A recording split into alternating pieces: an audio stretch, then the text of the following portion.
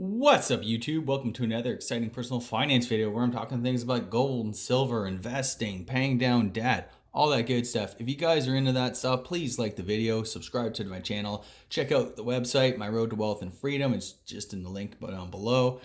It's really appreciated. Quick disclaimer though, I'm not a financial advisor, so please consult a financial advisor before making any financial decisions, investment decisions, doing things like buying gold and silver, or pursuing any of the strategies I discuss on this channel. What's right for what I'm doing may not be what's right for what you may want to do.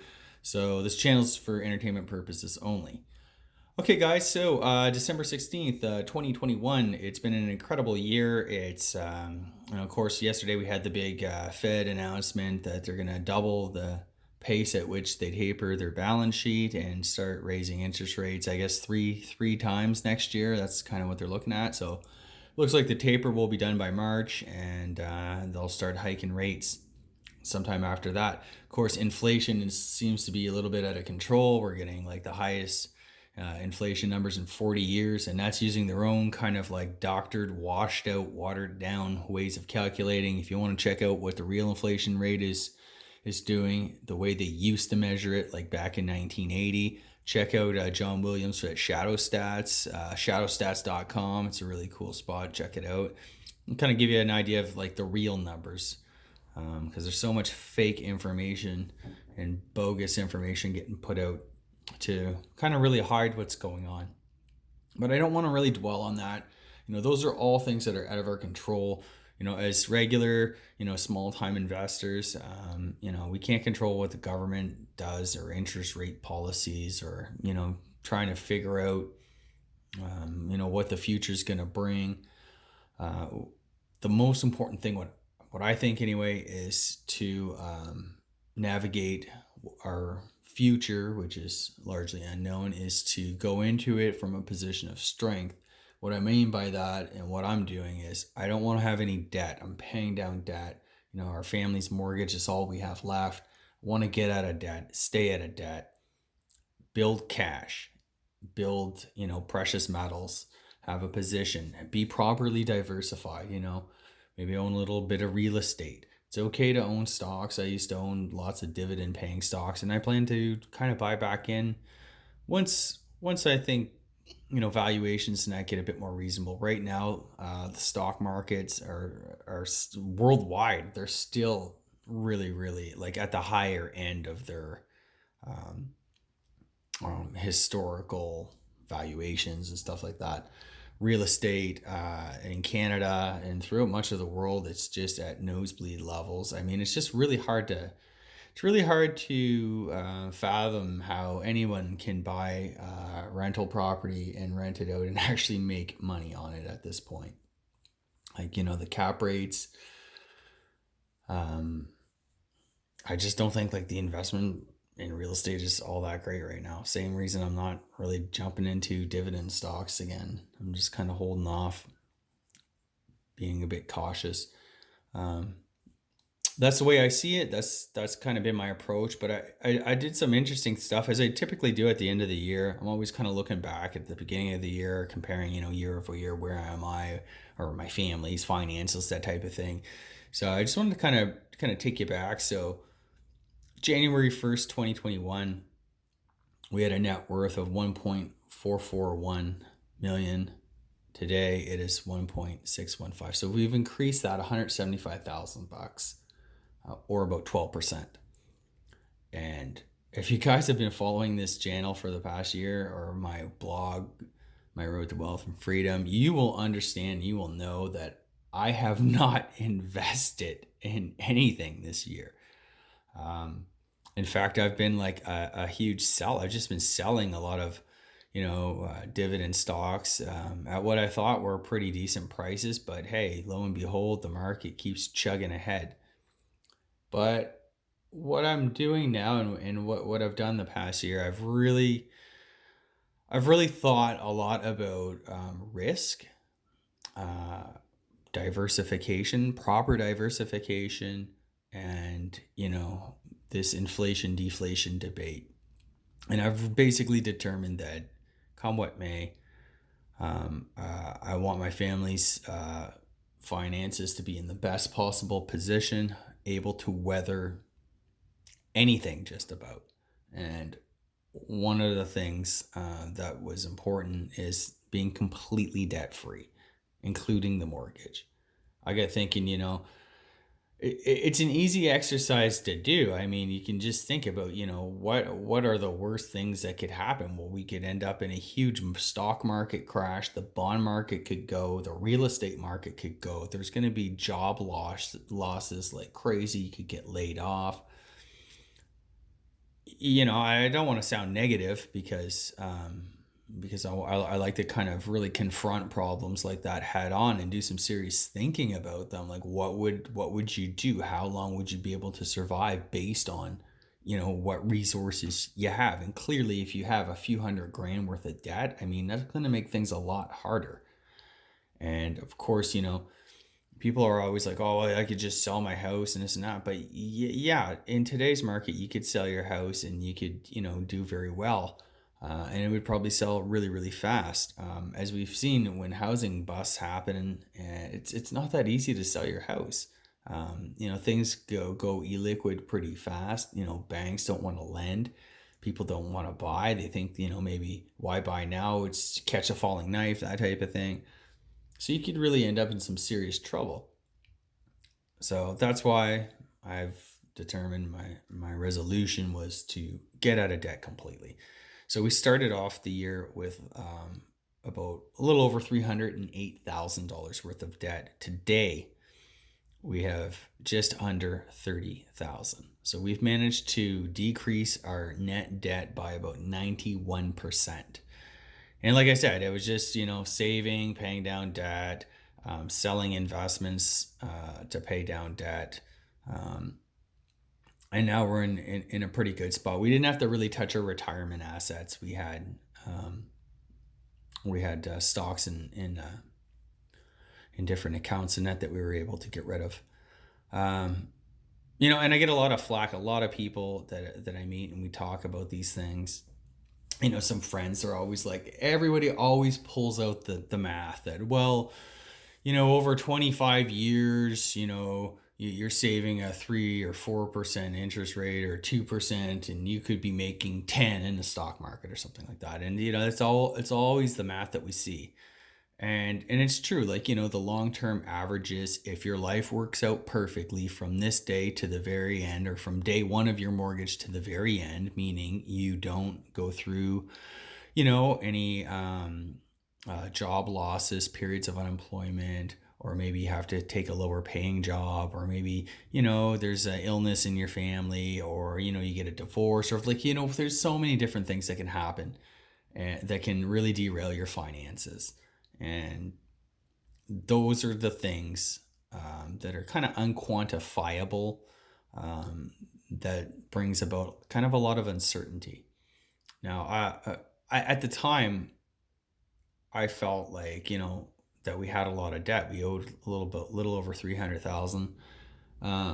It's kind of funny because that is like a drop in the bucket compared to what some people are carrying these days with these crazy home prices and borrowing to invest in rental real estate and stocks and that.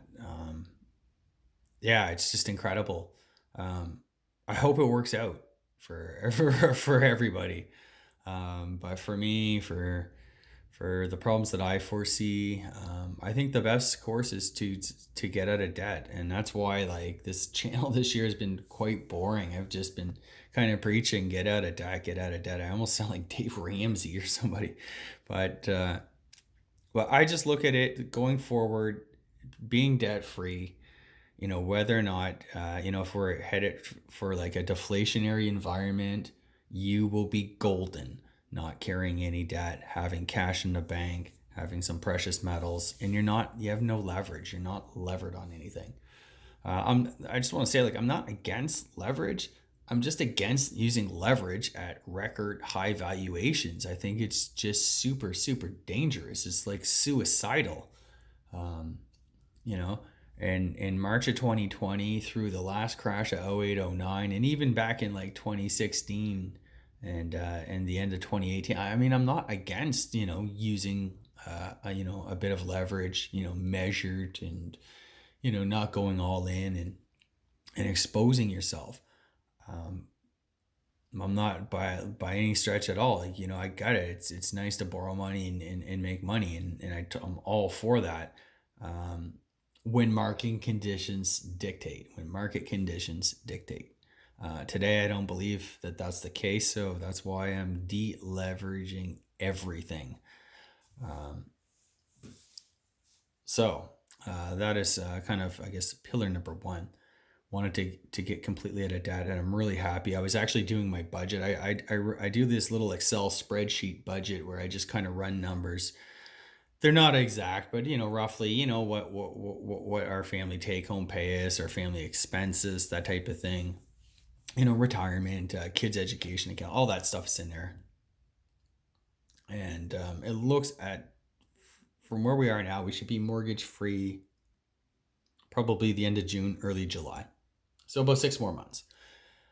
And so I was running this spreadsheet and stuff, and I'm always used to putting in our mortgage payment and so on and so forth. So I did it for 2022, and the entire last half of the year from July onwards, I had that in there. And then it dawned on me, it's like, whoa, you know what? Like, we are not going to have a mortgage payment after that. We've been paying extra like crazy.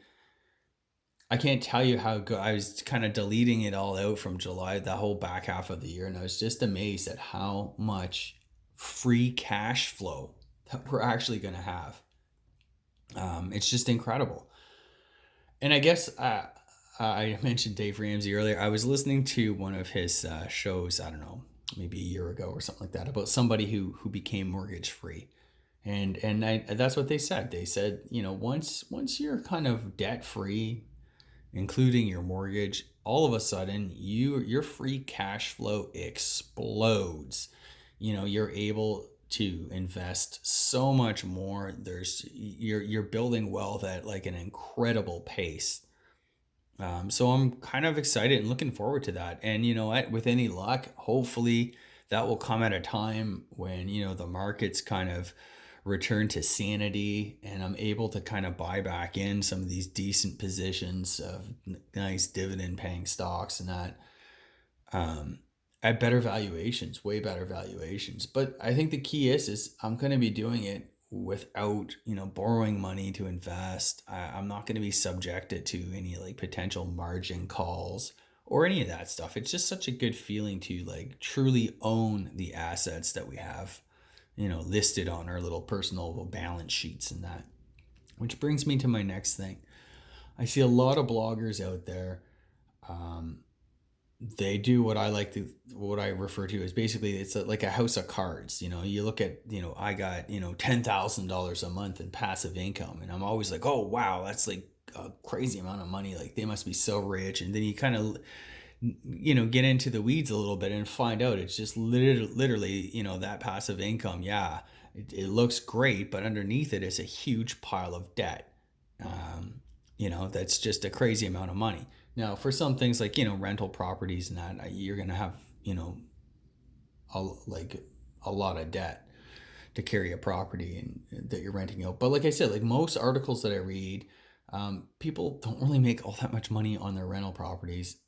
And at the end of the day, like what are they, earning versus, the capital employed? It's like 1 or 2% rate of return. Now, if you're a professional real estate investor and you know what you're doing and you've been doing it forever and that, you're not going to be that person. But what I'm trying to say is for the average person, and I read these stories all the time and have for the last 10, 15 years.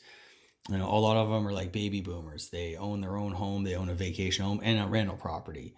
And then, they go to these financial experts to do kind of like a retirement health check, and then come to find out that, their rental property is more of a drag than anything else. They're not really earning anything. They're taking huge risk. They're not properly diversified. The income they get versus what it costs to carry, it's like a wash. And, they don't have proper budgets for like maintenance and stuff like that. It's kind of like a crapshoot. So that's what I'm talking about. And how many more people are in that boat than in the, property ladder type category, right? So I just want to throw that out there. And the same goes for dividend stocks. Lots of people get a lot of money and it looks great, and it's all on margin, like tons of margin debt, HELOCs.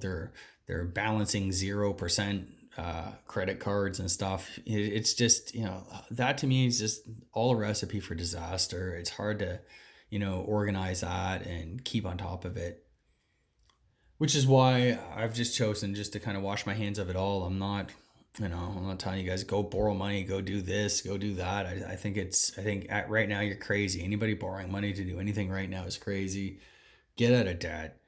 You'll live and breathe easier, and honestly, just don't have any worries. It's kind of nice. It's a great feeling. I can't tell you guys how great of a feeling it actually is to finally kind of see the light at the end of the tunnel.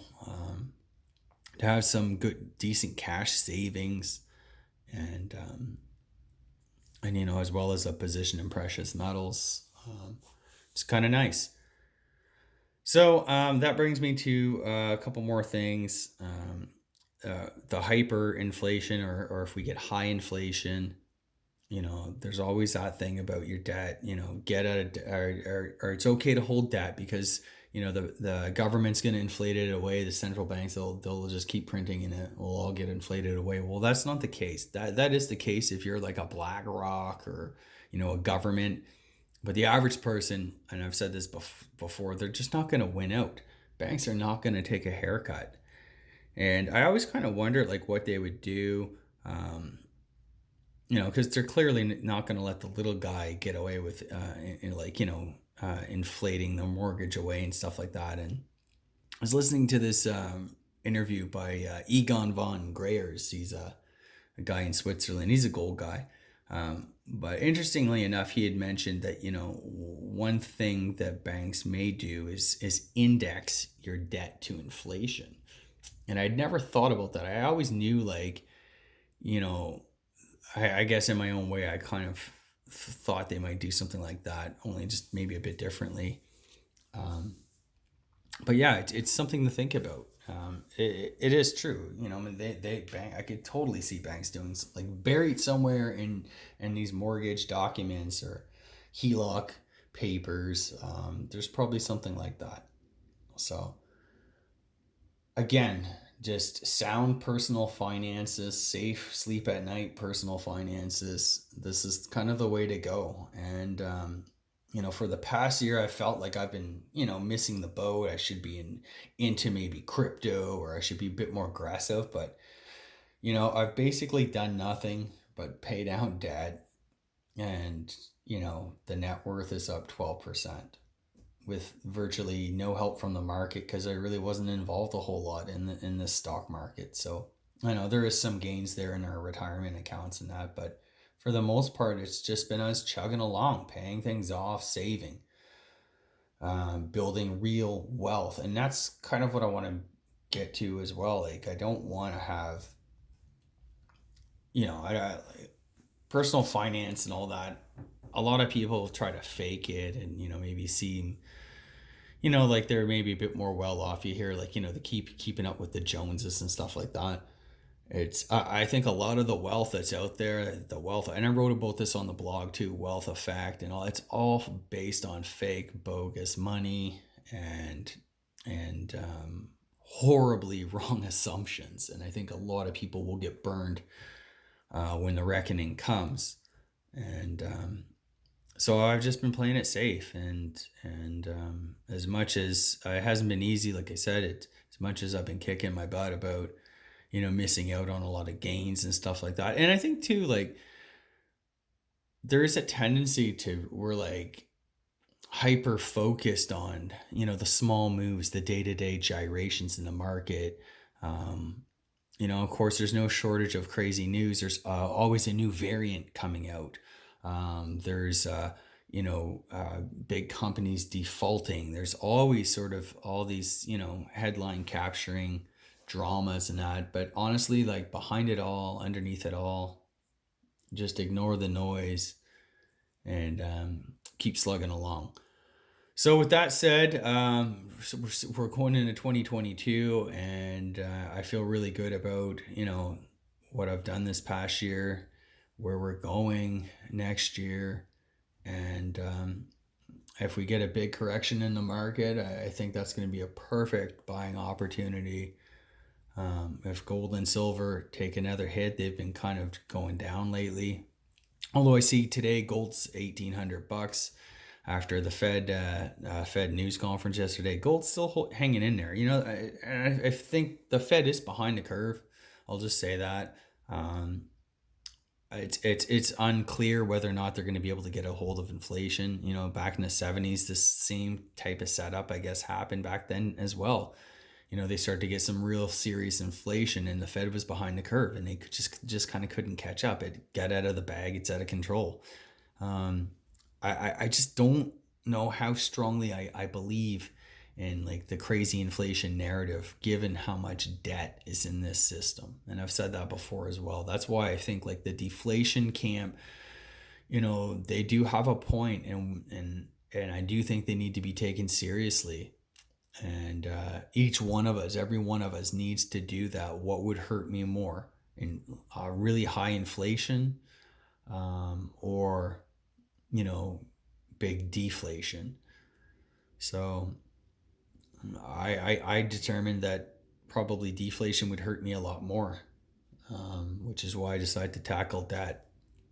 In any event, really high inflation can kind of hurt you too if you hold a lot of debt, as we were just talking about, indexing debt to inflation, stuff like that. So either way, like debt is like the giant elephant in the room. And it's not just, amongst, families, the average person, like society is carrying a lot of debt at the individual level, at the societal level, governments, municipality. There's just a crazy amount of debt in the system right now.